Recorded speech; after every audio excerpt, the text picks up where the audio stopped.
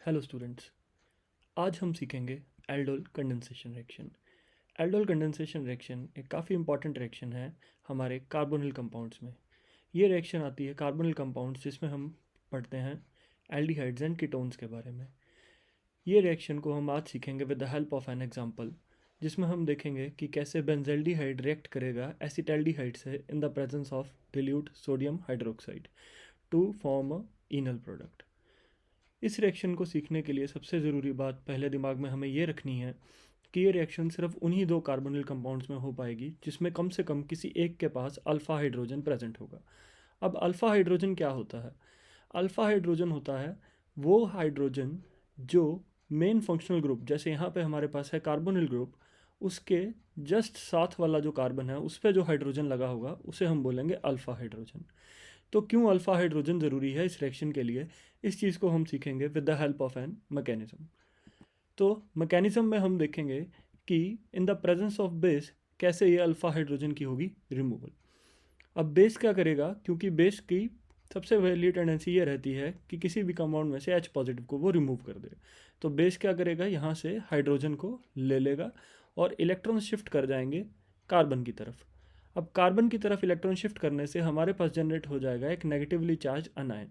ये negatively charge अनायन जो हमने बना लिया है ये एक्ट करेगा आगे इस रिएक्शन में न्यूक्लियोफाइल की तरह। बट क्यों अल्फ़ा हाइड्रोजन में से ही रिमूवल होगा, क्यों कोई और हाइड्रोजन नहीं निकलेगा?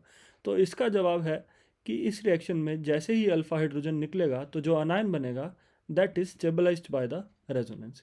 अब रेजोनेंस से क्या होगा कि इलेक्ट्रॉन्स जो इस कार्बन पे हैं वो मूव कर जाएंगे ऑक्सीजन की तरफ बाय डीलोकलाइजेशन। तो ये लाएगी इस अल्फ़ा हाइड्रोजन के रिमूवल के बाद जो जनरेट हुआ है हमारे पास नेगेटिवली चार्ज अनायन, उसमें स्टेबिलिटी। अब यह अनायन एक्ट कर सकता है न्यूक्लियोफाइल, जो अटैक करेगा हमारे दूसरे कार्बोनिल कंपाउंड पे। ठीक है, तो इस अनायन में क्या होगा कि अब यह अनायन उस कार्बोनिल कार्बन पे अटैक कर देगा। ये अनायन कार्बन पे क्यों अटैक करेगा? क्योंकि कार्बन अटैच्ड है हमारा ऑक्सीजन के साथ and because of that carbon पे आएगा partial positive charge and oxygen पे रहेगा पार्शियल नेगेटिव चार्ज। और जैसे ही ये अनायन अटैक करेगा इस कार्बन पे, इलेक्ट्रॉन शिफ्ट कर जाएंगे ऑक्सीजन की तरफ। और जैसे ऑक्सीजन की तरफ इलेक्ट्रॉन शिफ्ट किए तो हमारे पास जनरेट हो जाएगा एक एल्डोल प्रोडक्ट। अब एल्डोल प्रोडक्ट इसे क्यों बोला जाता है? क्योंकि इस कंपाउंड में अगर हम ध्यान से देखें तो हमारे पास क्या है, एक एल्डिहाइड और एक तरफ पड़ा है हमारे पास एल्कोहल। तो एल्डिहाइड से एल्डोल, अल्कोहल से ओल जनरेट करता है इसको एल्डोल को। अब क्योंकि इस रिएक्शन का नाम है एल्डोल कंडेंसेशन रिएक्शन, तो हम देखेंगे कि इस रिएक्शन में आगे होगी कंडेंसेशन। कंडेंसेशन क्या होता है? Condensation involves the removal of a simple molecule like water या alcohol.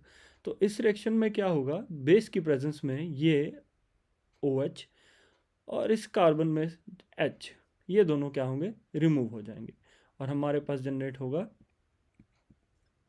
Alpha beta unsaturated carbonyl compound. तो ये होती है हमारी एल्डोल कंडेंसेशन रिएक्शन।